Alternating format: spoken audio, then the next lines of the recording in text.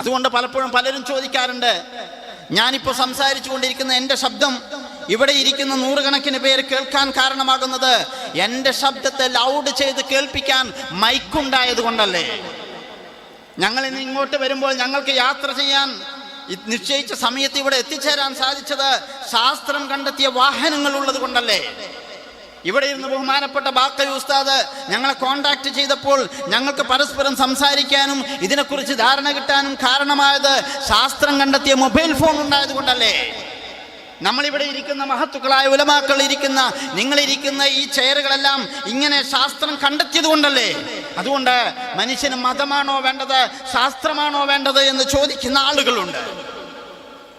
പ്രിയപ്പെട്ടവരെ, മതം എന്ന് പറയുന്നതും ശാസ്ത്രം എന്ന് പറയുന്നതും രണ്ടും രണ്ടാണെന്ന് മനസ്സിലാക്കുകയും മതത്തിന് ശാസ്ത്രത്തിൽ റോളിൽ നിന്നും ശാസ്ത്രത്തിൽ മതത്തിന് റോളിൽ നിന്നും ചിന്തിക്കുന്ന, അല്ലെങ്കിൽ പരിശുദ്ധമായ ഇസ്ലാം എങ്ങനെയാണ് മനുഷ്യന്റെ ദൈനംദിന ജീവിതത്തിൽ ഇടപെട്ടുകൊണ്ടിരിക്കുന്നത് എന്നതിനെക്കുറിച്ച് യാതൊരു ധാരണയുമില്ലാത്ത സഹോദരങ്ങളിൽ നിന്നാണ് അത്തരത്തിലുള്ള ചോദ്യങ്ങൾ വന്നുകൊണ്ടിരിക്കുന്നത്. ശാസ്ത്രം ഒരു ഫാക്കൽറ്റിയാണ്, അതൊരു ടൂളാണ്. അതിന് അണുബോംബ് കണ്ടുപിടിക്കാൻ പറ്റും, മൊബൈൽ ഫോൺ കണ്ടുപിടിക്കാൻ പറ്റും, വാഹനം കണ്ടുപിടിക്കാൻ പറ്റും, അങ്ങനെ പല സംഗതികളും അത് കണ്ടുപിടിക്കാൻ പറ്റും. എന്നാൽ എൻ്റെ വാഹനം ഉപയോഗിച്ച് ഞാൻ വാഹനം ഓടിച്ചു പോകുമ്പോൾ ഒരു വൃദ്ധനായ മനുഷ്യൻ നടന്നു പോകുന്നു, അയാളെ കൂടി എൻ്റെ വാഹനത്തിൽ കയറ്റിക്കൊണ്ടു പോകണമെന്ന് പറയാൻ ശാസ്ത്രത്തിന് സാധിക്കുകയില്ല. ഊർജത്തെ മാറ്ററായിട്ടും മാറ്ററിനെ ഊർജവുമായിട്ടും കൺവേർട്ട് ചെയ്യാൻ പറ്റുമെന്ന് പറയാൻ ഐൻസ്റ്റീൻ E=mc² എന്ന് പറയുന്ന ഒരു തത്വം ആവിഷ്കരിക്കുകയും അതിൻ്റെ ഫിസിക്സിലെ എക്കാലത്തെയും പാഠപുസ്തകം പോലെ വികസിപ്പിക്കാവുന്ന ഒരു അടിസ്ഥാന തത്വമായി ലോകത്തുള്ള ശാസ്ത്രജ്ഞർ സ്വീകരിക്കുകയും ചെയ്തപ്പോൾ കേവലം ഊർജത്തെ മാറ്ററായിട്ട് കൺവേർട്ട് ചെയ്യാൻ പറ്റുമെന്ന് പറഞ്ഞിടത്തോ തിരിച്ചു പറ്റുമെന്ന് പറഞ്ഞിടത്തോ നിന്നില്ല. ഹിരോഷിമയിലും നാഗസാക്കിയിലും ഇപ്പോൾ നേരത്തെ പറഞ്ഞതുപോലെ ഗസയിലും പൊട്ടിക്കൊണ്ടിരിക്കുന്നത് ഇതേ സംവിധാനമാണ് എന്ന് മറന്നുപോകരുത്. അപ്പോൾ നാം ഇന്ന് കണ്ടെത്തിയിട്ടുള്ള, അല്ലെങ്കിൽ ശാസ്ത്രം ഇന്ന് കണ്ടെത്തിയിട്ടുള്ള ഒരു സംവിധാനവും അത് ധാർമ്മിക മൂല്യങ്ങൾക്ക് അനുഗുണമായി, നന്മക്കനുഗുണമായി പ്രയോജനപ്പെടുത്തണം, എന്തിന് പ്രയോജനപ്പെടുത്തരുത് എന്ന് പറയാൻ ശാസ്ത്രത്തിന് സാധിക്കുകയില്ല. അതുകൊണ്ട് നാം ജീവിക്കുന്നതും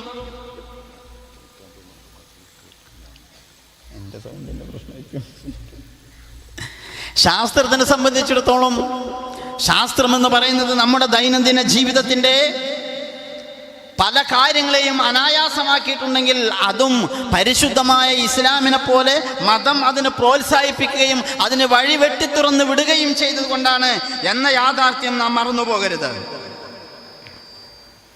ഇതിനെല്ലാം നമ്മൾ വായിക്കുന്നത് പരിശുദ്ധ റസൂൽ സയ്യിദുനാ മുഹമ്മദ് റസൂലുള്ളാഹി സ്വല്ലല്ലാഹു അലൈഹി വസല്ലമ തങ്ങളുടെ ജീവിതത്തിൽ നിന്നാണ്. അത് മനുഷ്യപ്പറ്റിൻ്റെ മതമാണ്. പരിശുദ്ധ ഇസ്ലാം എന്താണെന്ന് അറിയാത്ത ആളുകളാണ് ഇപ്പോഴും 6-ാം നൂറ്റാണ്ടിലെ ഗോത്രമൂല്യങ്ങൾ ഏറ്റി നടക്കുന്നവരാണ് എന്ന് ചിന്തിക്കുന്നത്. ഇന്നലെ ഞാൻ ദർസ് നടത്തിക്കൊണ്ടിരിക്കുമ്പോൾ ഒരു വിദ്യാർത്ഥി ഒരു ചെറിയൊരു ചോദ്യം ചോദിച്ചു. നിങ്ങൾക്ക് നിങ്ങളുടെ ഇണകളെ സൃഷ്ടിച്ചിട്ടുള്ളത് നിങ്ങളുടെ ഇടയിൽ നിന്ന് മിൻ അംഫുസിക്കും എന്ന് പരിശുദ്ധമായ ഖുർആൻ പറയുക. ഞാൻ അതുവരെ ആ വിഷയത്തെക്കുറിച്ച് ചിന്തിച്ചില്ല. ഞാനിങ്ങനെ ജലാലയിൽ ഇങ്ങനെ അർത്ഥം വെച്ച് ഇങ്ങ് പോയപ്പോൾ ഒരു കുട്ടി എന്നോട് ചോദിച്ചു, എന്തിനാ ഉസ്താദ് മിൻ അംഫുസിക്കും എന്ന് പറഞ്ഞത്? ജിറാഫ് കുതിരനെ കല്യാണം കഴിക്കുമോ? ആന കുറുക്കനെ കല്യാണം കഴിക്കുമോ? കഴുത പോത്തിനെ കല്യാണം കഴിക്കുമോ? എല്ലാ ജീവിവർഗങ്ങളും ഇടം ചേരുന്നത് അതേ ജീവിവർഗമായിട്ട് തന്നെയല്ലേ? പിന്നെന്തിനവിടെ മിൻ അംഫുസിക്കും എന്ന് പ്രത്യേകം പറഞ്ഞു? അതാണ് പരിശുദ്ധമായ ഇസ്ലാമിന്റെ മാനുഷികമായ മുഖം. പുരുഷൻ ഒരു സ്ത്രീയെ വിവാഹം ചെയ്യുമ്പോൾ ഒരു പെണ്ണ് ഒരു പുരുഷന്റെ ഭാര്യയായി, ഇണയായി, സഖിയായി കടന്നു വരുമ്പോൾ ഇസ്ലാം അവിടെ ഉപയോഗിച്ചിട്ടുള്ള പദം നമ്മൾ എപ്പോഴും പറയാനുള്ളതാണ്. സൗജ് എന്നാണ്, ഭാര്യ ഭർത്താവ് എന്നല്ല. ഭരിക്കുന്നവൻ എന്നും ഭരിക്കപ്പെടുന്നവൾ എന്നും അല്ല ഇസ്ലാം പ്രയോഗിച്ചിട്ടുള്ളത്. ഇണ എന്നർത്ഥം പറയാവുന്ന, ജോഡി എന്നർത്ഥം പറയാവുന്ന, രണ്ട് ഭാഗത്തും ഒരേ വലിപ്പം മാത്രം ഫിലോസഫിക്കലായി പറയാവുന്ന ഒരു വാക്കാണ് അവിടെ ഉപയോഗിച്ചിട്ടുള്ളത്. ആ വാക്കിനനുസരിച്ച് നിങ്ങൾ രണ്ടു കൂട്ടരും മിൻ അംഫുസിക്കും, നിങ്ങൾ ഒരേ വിഭാഗത്തിൽപ്പെട്ടവരാണ് എന്ന് ഖുർആൻ പറയുന്ന ആ സാമൂഹിക പശ്ചാത്തലം നിങ്ങൾക്കറിയോ? പെണ്ണ് എന്ന് പറഞ്ഞാൽ പുരുഷന് ലൈംഗികമായി ഉപയോഗിക്കാനുള്ള ഒരു ഭോഗവസ്തു മാത്രമാണ് എന്ന് പറഞ്ഞിരുന്ന കാലഘട്ടത്തിൽ പെണ്ണിന്റെ സംരക്ഷണ ചുമതല മൊത്തമായി പുരുഷനെ ഏൽപ്പിച്ചു. ചെറിയ മക്കളാകുമ്പോൾ ഉപ്പയാണ് പോറ്റേണ്ടത്. വിവാഹം കഴിഞ്ഞു കഴിഞ്ഞാൽ ഭർത്താവിന്റെ ഉത്തരവാദിത്തമാണ്. പ്രായം മുതിർന്നു കഴിഞ്ഞാൽ അപ്പൊ പിന്നെ ആ ഉത്തരവാദിത്തം മക്കളിലേക്ക് വരികയാണ്. ഇങ്ങനെ എല്ലാ അർത്ഥത്തിലും സാമ്പത്തികമായ യാതൊരു ബാധ്യതയുമില്ലാത്ത ഒരാളായി പരിശുദ്ധമായ ഇസ്ലാം സ്ത്രീയെ സാമ്പത്തിക ഉത്തരവാദിത്തങ്ങളിൽ നിന്ന് മാറ്റി നിർത്തിയപ്പോഴും അവർക്ക് സ്വത്തവകാശം വെച്ചു കൊടുത്തു. എന്തിനാ സ്വത്തവകാശം? സത്യത്തിൽ ഇസ്ലാം പറഞ്ഞ ഈ മൂല്യങ്ങളെല്ലാം പരിശോധിച്ചാൽ അവൾക്ക് സ്വന്തം പ്രസവിച്ച മോനെ, എൻ്റെ ഭാര്യ എൻ്റെ മകനെ പ്രസവിച്ചാൽ ആ പ്രസവിച്ച ഉടനെയുള്ള ആദ്യത്തെ പാല് കൊടുക്കുന്നത് ചോദിച്ചാൽ പിന്നെ അവൾക്ക് പാല് കൊടുക്കുന്നതിന് അവൾ എന്നോട് കൂലി ചോദിച്ചാൽ കൊടുക്കാൻ ബാധ്യസ്ഥനാണെന്ന് പഠിപ്പിച്ച മതത്തിന്റെ വക്താക്കളാണ് നമ്മൾ. പിന്നെ എന്തിനാണ് പെണ്ണിന് സ്വത്തവകാശം വെച്ചു കൊടുത്തത്? നിങ്ങൾ എപ്പോഴെങ്കിലും ചിന്തിച്ചിട്ടുണ്ടോ? 1885 യൂറോപ്പ് ആദ്യമായി പെണ്ണിന് സ്വത്ത് വേണം, പെണ്ണിന് സ്വത്ത് വകവെച്ചു കൊടുക്കണം എന്ന് ചിന്തിക്കുന്നത്. അതിൻ്റെ ഇത്രയും നൂറ്റാണ്ടുകൾക്ക് മുമ്പ് പരിശുദ്ധമായ ഇസ്ലാം എന്തിന് പെണ്ണിന് സ്വത്ത് വകവെച്ചു കൊടുത്തു? എന്തിന് നിങ്ങൾക്ക് ഇണയെ തന്നെ തന്നത് നിങ്ങളുടെ കൂട്ടത്തിൽ നിന്നെന്ന് പറഞ്ഞു? ആണുങ്ങളെപ്പോലെ പെണ്ണുങ്ങൾക്കും സ്വപ്നങ്ങളുണ്ട്, അവർക്കും ആഗ്രഹങ്ങളുണ്ട്, അവർക്ക് ഇഷ്ടങ്ങളുണ്ട്, അവർക്ക് അഭിലാഷങ്ങളുണ്ട്. അവർ നിങ്ങളെപ്പോലുള്ള മനുഷ്യർ തന്നെയാണ്. നിങ്ങൾ ഇന്ന് കണ്ടുകൊണ്ടിരിക്കുന്നത് പോലെ ഏതെങ്കിലും തരത്തിലുള്ള ഒരു ഭോഗവസ്തുവായി ഉപയോഗിക്കാനുള്ള ഒരു ടൂളല്ല അവര്. നിങ്ങളെപ്പോലെ ചിന്തയുള്ള, നിങ്ങളെപ്പോലെ മജ്ജയുള്ള, നിങ്ങളെപ്പോലെ മാംസമുള്ള, നിങ്ങളെപ്പോലെ രക്തമോടുന്ന, നിങ്ങളെപ്പോലെയുള്ള മനുഷ്യർ. ആ വെല്ല പെണ്ണിന് കിട്ടിയത് സയ്യിദുനാ റസൂലുള്ളാഹി സ്വല്ലല്ലാഹു അലൈഹി വസല്ലം തങ്ങൾ വന്ന് ഇടപെട്ടപ്പോഴാണ്. പെണ്ണിന് സ്വത്തവകാശം കൊടുത്തത് എന്തിനാന്ന് ചോദിച്ചാൽ പുരുഷന് പെണ്ണിനോടുള്ള സ്നേഹം എന്നല്ലാത്ത മറ്റൊരു ഉത്തരം ഹിക്മത്തായിട്ട് പറയാൻ കഴിയില്ല. ഇല്ലെങ്കിൽ എന്തിനാണ് അതിന്റെ ആവശ്യം? ഇത്രയും മഹത്തരമായി സമൂഹത്തിന്റെ എല്ലാ തുറകളിലുമുള്ള ആളുകളെ സ്നേഹിക്കുകയും ഇഷ്ടപ്പെടുകയും കൈപിടിക്കുകയും ചെയ്തു സയ്യിദുനാ റസൂലുള്ളാഹി സ്വല്ലല്ലാഹു അലൈഹി വസല്ലം.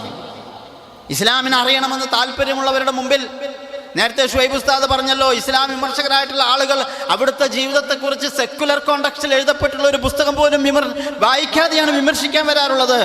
അവര് പഠിക്കേണ്ടത് എന്താണെന്ന് ബഹുമാനപ്പെട്ട ഇബ്നു ഹസം തങ്ങളുടെ അൽ മിലൽ വൻ നിഹലിൽ ബഹുമാനപ്പെട്ട ഒരൊറ്റ വരിയിൽ അത് ചുരുക്കുന്നുണ്ട്. ഇന്ന സീറത സയ്യിദനാ മുഹമ്മദിൻ സ്വല്ലല്ലാഹു അലൈഹി വസല്ലം ലിമൻ തദബ്ബറഹാ തഖ്തളി തസ്ദീഖഹു ദറൂറതൻ.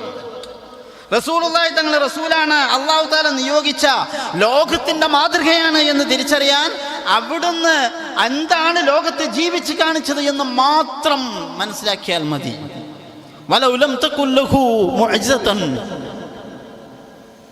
ലകഫ. ഒരു മുഅ്ജിസത്ത് പോലും അവിടുന്ന് പ്രകടിപ്പിച്ചില്ല എന്ന് വിചാരിക്കുക, അതിൻ്റെ ആവശ്യമില്ല, അവിടുത്തെ ജീവിതം മതി എന്ന്. നമ്മുടെ നാട്ടിൽ ചില ആൾക്കാർ കതറിട്ട് നടക്കും, ഗാന്ധിയനാണെന്ന് പറയും. ഒരു ഉദാഹരണം പറയാം, ഞാൻ ആരെയും ആക്ഷേപിക്കുകയല്ല.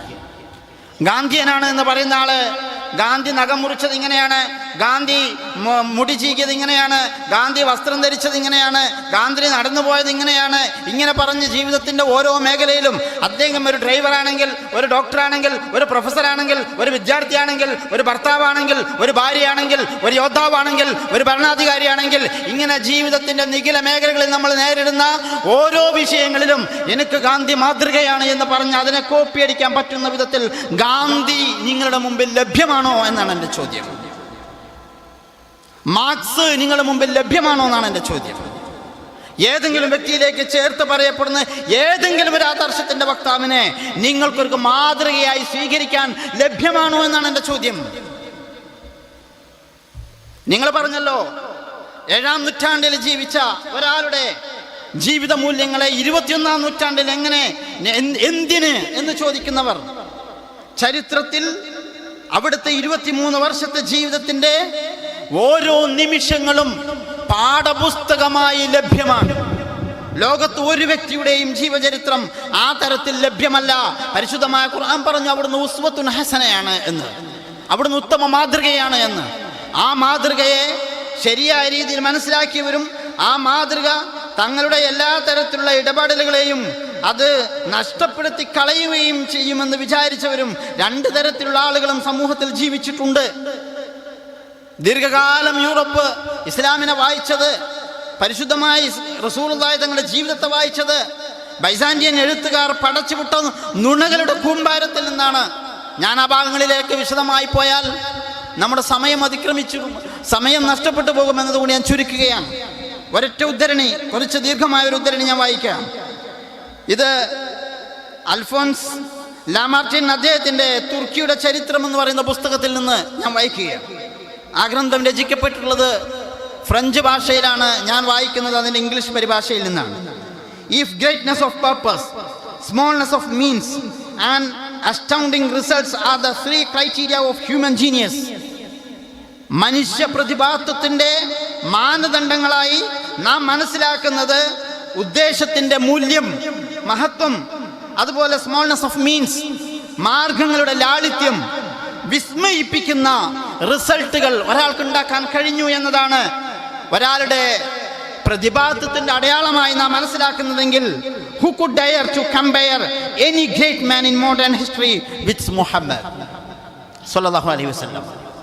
ആധുനിക ചരിത്രത്തിലെ ഏത് മഹാത്മാവിനെ മുഹമ്മദ് സല്ലല്ലാഹു അലൈഹി വസല്ലമ തങ്ങളുമായി താരതമ്യം ചെയ്യാൻ നിങ്ങൾക്ക് സാധിക്കും? ആർക്കുണ്ടതിന് ധൈര്യം? The most famous men created arms, laws and empires only. ലോക ചരിത്രം പരിശോധിക്കുക. നിങ്ങൾ വലിയ പ്രശസ്തരാണ് എന്ന് പറഞ്ഞ് വിളിച്ചു പോകുന്ന ആളുകൾ ലോകത്താകെ ഉണ്ടാക്കിയത് കുറെ ആയുധങ്ങളും നിയമങ്ങളും സാമ്രാജ്യങ്ങളും മാത്രമാണ്. They founded, if anything at all, no more than material powers which often crumbled away before their eyes. അവർ വല്ലതും സ്ഥാപിച്ചിട്ടുണ്ട് എന്ന് നിങ്ങൾ പറയുന്നുണ്ടെങ്കിൽ തന്നെ അവരുടെ കൺമുമ്പിൽ ഛിന്ന ഭിന്നമായി പോയ ഭൗതിക ശക്തികളല്ലാതെ മറ്റൊന്നുമില്ല.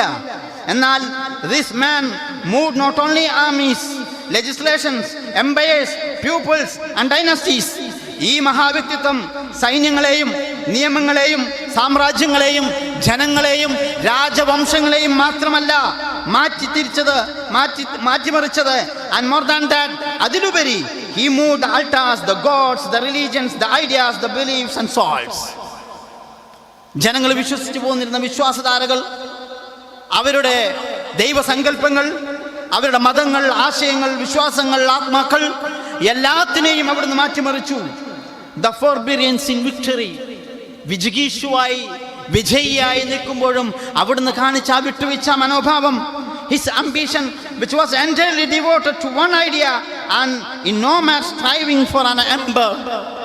ഏതെങ്കിലും തരത്തിലുള്ള ഒരു സ്വേച്ഛാധിപത്യം സ്ഥാപിക്കുക എന്ന താല്പര്യമില്ലാതെ താൻ മുന്നോട്ട് വെച്ചിട്ടുള്ള മഹത്തായ ആദർശത്തിന് വേണ്ടി സർവവും സമർപ്പിക്കാനുള്ള അവിടുത്തെ അഭിലാഷം, അതുപോലെ ഹിസ് എൻഡ്ലെസ് പ്രയേഴ്സ്, അവിടുത്തെ നിത്യമായ പ്രാർത്ഥനകൾ, his mystic conversations with God, അല്ലാഹുവുമായുള്ള അവിടുത്തെ ആധ്യാത്മികമായ സംഭാഷണങ്ങൾ, ഹിസ് ഡെത്ത്, അവിടുത്തെ വഫാത്തും and his triumph after death, മരണാന്തരവും അവിടുന്ന് നേടിക്കൊണ്ടിരിക്കുന്ന ഈ വിജയഗാഥകൾ, all these attest not to an imposter. ശത്രുക്കൾ പറഞ്ഞുകൊണ്ടിരിക്കുന്നത് പോലെ, അവിടുത്തെ വായിക്കാത്തവർ പറഞ്ഞുകൊണ്ടിരിക്കുന്നത് പോലെ, വിമർശകർ പറഞ്ഞുകൊണ്ടിരിക്കുന്നത് പോലെ അവിടുന്ന് ഒരു മോശക്കാരനാണെന്നോ കള്ളത്തരം കാണിക്കുന്നവനാണ് എന്നോ അല്ല ഇതൊന്നും സ്ഥാപിക്കുന്നത്. but to a firm conviction which gave the power to restore a dogma. ഒരു മതതത്വത്തെ, ഒരു പ്രമാണത്തെ പുനഃസ്ഥാപിക്കാൻ അവിടുത്തേക്ക് ശക്തി നൽകിയ ഒരു ദൃഢബോധ്യത്തെയാണ് ഇതെല്ലാം സ്ഥാപിക്കുന്നത്. This dogma was twofold. ഈ മതതത്വത്തിന് ഇസ്ലാം മുന്നോട്ട് വെച്ചിട്ടുള്ള, മുഹമ്മദ് റസൂലുള്ളാഹി തങ്ങൾ മുന്നോട്ട് വെച്ചിട്ടുള്ള മതവിശ്വാസത്തിന് രണ്ട് തലങ്ങളുണ്ട്. The unit of God and the immortality of God. ഒന്ന് ദൈവത്തിൻ്റെ ഏകത്വം എന്ന് പറയുന്നത്. പലതരത്തിലുള്ള തമ്പുരാക്കന്മാർക്ക് കീഴ്പ്പെടാൻ മനസ്സില്ല എന്ന് റബ്ബ് ഒരേ ഒരാൾ മാത്രം, ആ ആളുടെ മാത്രം അടിമയാണ് എന്ന് വിശ്വസിക്കാനുള്ള മനുഷ്യന്റെ ചങ്കൂറ്റത്തെ അത് ഓർമ്മപ്പെടുത്തി. രണ്ടാമതായി, ഞങ്ങൾ വിശ്വസിക്കുന്ന ദൈവം ഇന്നോ നാളെയോ അങ്ങ് ഇല്ലാതെയായി പോകുന്നോ, അല്ലെങ്കിൽ ഒരു കാര്യവും മനസ്സിലാക്കാനോ അറിയാനോ കഴിയാത്തൊരു പൊട്ടനാണോ എന്നോ അല്ല, അനശ്വരനായ, എല്ലാത്തിൻ്റെ മേൽ കഴിവുള്ളവനായ ഒരു ദൈവത്തെ മുസ്ലിങ്ങൾ വിശ്വസിച്ചു. ദ ഫോമർ ആദ്യം പറഞ്ഞത് ടെലിംഗ് വാട്ട് ഗോഡ് ഈസ്, എന്തായിരിക്കണം ഒരു വിശ്വാസം, എന്തായിരിക്കണം ഒരു ദൈവത്തിലുള്ള വിശ്വാസം എന്നാണ് ആദ്യത്തേത് പറയുന്നതെങ്കിൽ the latter telling what God is not, ദൈവം എന്ന് പറഞ്ഞാൽ, അല്ലെങ്കിൽ നമ്മളെ ആശയങ്ങളും ചിന്തകളും ബുദ്ധികളും പണയപ്പെടുത്തുന്നത് എന്തിൻ്റെയെങ്കിലും മുമ്പിൽ വെക്കുന്നുണ്ടെങ്കിൽ അതെന്തിനാകരുത് എന്നാണ് രണ്ടാമത്തേത് പറഞ്ഞുകൊണ്ടിരിക്കുന്നത്. The one overthrowing false gods with sword.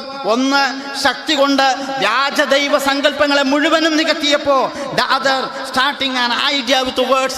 മറ്റത് വാക്കുകൾ കൊണ്ട് ലോകത്തെ മുഴുവനും നിയന്ത്രിക്കുന്ന ഒരു മഹത്തായ ആശയത്തിന് തുടക്കം കുറിക്കുകയാണ്.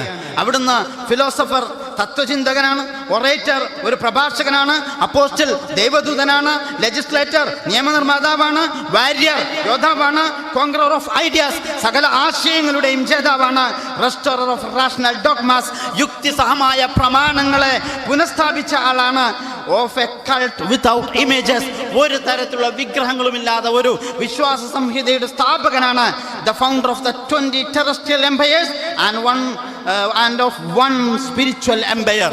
20 ഭൗമിക സാമ്രാജ്യങ്ങളുടെയും ഒരു ആത്മീയ സാമ്രാജ്യത്തിന്റെയും സ്ഥാപകനാണ്. That is Muhammad. അതാണ് സയ്യിദുനാ റസൂലുള്ളാഹി സ്വല്ലല്ലാഹു അലൈഹി വസല്ലം.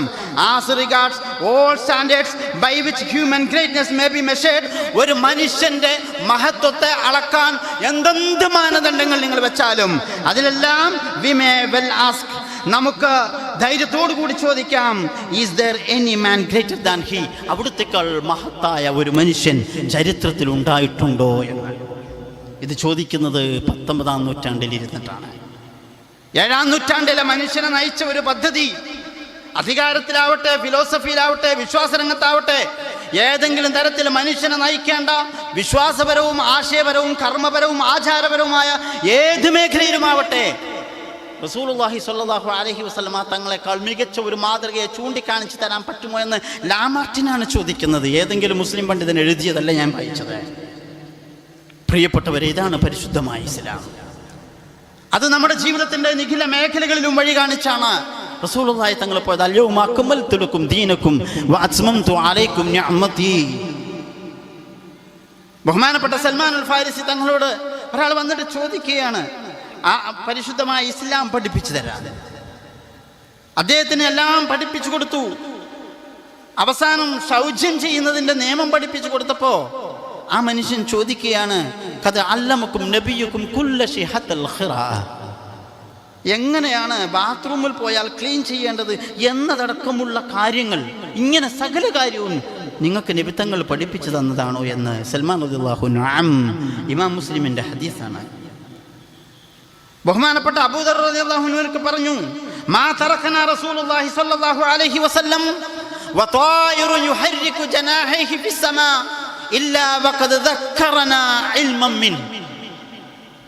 റസൂലുള്ളാഹി സ്വല്ലല്ലാഹു അലൈഹി വസല്ലം തങ്ങൾ ഞങ്ങളെ വിട്ടു പിരിയുമ്പോൾ ആകാശത്തൊരു പറവ പറക്കുന്നുണ്ടെങ്കിൽ അതിൻ്റെ ചിറകടിക്കുന്നത് പോലും എന്തിനാണ് എന്നൊരു ശാസ്ത്രം, അതിൻ്റെ വിജ്ഞാനം, അതിനെക്കുറിച്ചുള്ള ബോധം ഞങ്ങൾക്ക് പകർന്നു തന്നിട്ടാണ് അവിടുന്ന് പോയത് എന്ന്. ഇപ്പോ തെരുവ് പട്ടികളുടെ ശല്യമാണ്.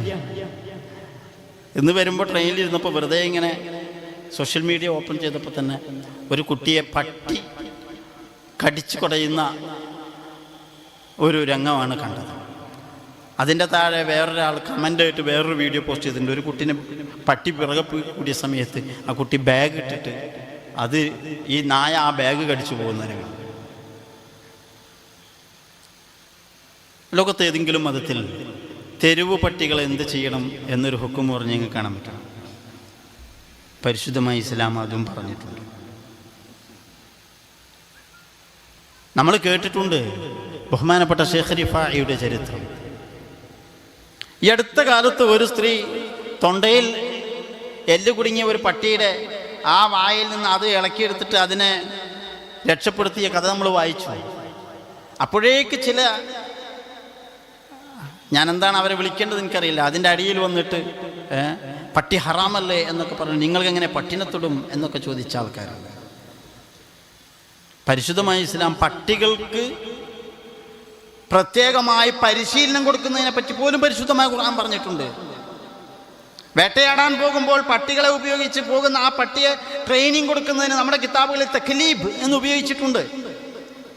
അത് നമ്മൾ ഏത് മൃഗത്തിനെയും പരിശീലിപ്പിക്കുകയാണെങ്കിൽ, നേരത്തെ പറഞ്ഞില്ലേ, മുമ്പ് കാലത്തൊക്കെ മെസ്സേജ് കൊടുത്തയക്കാൻ പക്ഷികളുടെ കാലിൽ കെട്ടിയാണ് കൊടുത്തയക്കുക. അപ്പോൾ ഇത് ആർക്കാണ് കൊടുക്കുന്നത്, ആരാണ് ഇതിൻ്റെ റിസീവർ എന്ന്, റെസിപ്പയൻ്റ് എന്ന് കൃത്യമായിട്ട് ആ പക്ഷിക്കറിയും.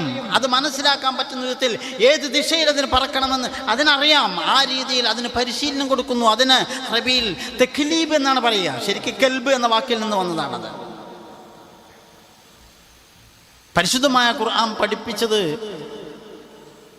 മുഖല്ലിബീൻ എന്ന് പറഞ്ഞതിന് ശേഷം നിങ്ങൾക്ക് കിട്ടിയ ഇൽമിൽ നിന്നാണ് നിങ്ങൾ ആ തക്ലീബ് നിർവഹിച്ചത്. ഡോഗിന് ട്രെയിനിങ് കൊടുത്തത്, ഡോഗ് ട്രെയിനിങ് കോഴ്സുകൾ നിങ്ങൾ നടത്തിയത് നിങ്ങൾക്ക് അല്ലാഹു തആല തന്നിട്ടുള്ള വിജ്ഞാനമാണ് എന്നാണ് പരിശുദ്ധമായ ഖുർആൻ പറഞ്ഞത്. ഒന്ന് ആലോചിച്ച് നോക്ക്. നമ്മുടെ നിത്യജീവിതത്തിൽ കണ്ടുകൊണ്ടിരിക്കുന്ന സകല കാര്യങ്ങളിലും പരിശുദ്ധമായ ഇസ്ലാമിന് നയമുണ്ട്, നിലപാടുണ്ട്, വ്യക്തതയുണ്ട്. ചില ആളുകളൊക്കെ മനസ്സിലാക്കിയുള്ള പോലെ ചില വിഷയങ്ങളൊക്കെ വരുമ്പോൾ ഇതിലൊന്നും ഇസ്ലാമിനൊന്നുമില്ല, ഇസ്ലാമിനൊന്നും പറയാനില്ല, ഞങ്ങളെ ഇസ്ലാം പരിഗണിച്ചിട്ടില്ല എന്നൊക്കെ തോന്നലുകളുണ്ട്. അത്തരം തോന്നലുള്ള ആളുകൾ നിങ്ങളത് അറിയാൻ പഠിക്കാൻ താല്പര്യമുള്ളവരാണെങ്കിൽ അതിന് സാധിക്കുന്ന വലിയ ഉസ്താദുമാരെ സമീപിച്ച് അവരിൽ നിന്ന് വിജ്ഞാനം കരസ്ഥമാക്കി എപ്പോഴും ഒരാളെ അടിക്കുമ്പോൾ, ഒരാളെ വിമർശിക്കുമ്പോൾ നിങ്ങൾ ഏറ്റവും കുറഞ്ഞത് ആദ്യം ചെയ്യേണ്ടത് നിങ്ങൾ എന്തിനെയാണ് വിമർശിക്കുന്നത് എന്ന് മനസ്സിലാക്കുക എന്നതാണ്. എന്നെങ്കിലും ആ കാര്യത്തിൽ അവരോട് പറഞ്ഞുകൊണ്ട് എനിക്ക് എൻ്റെ പ്രിയപ്പെട്ട സഹോദരങ്ങളോട് ഓർമ്മപ്പെടുത്താനുള്ളത്, നേരത്തെ ഉസ്താദുമാർ പറഞ്ഞതുപോലെ ഈ വേദി ആ തരത്തിൽ പ്രയോജനപ്പെടുത്താൻ അള്ളാഹു നമുക്ക് തൗഫീക്ക് നൽകുമാറാവട്ടെ.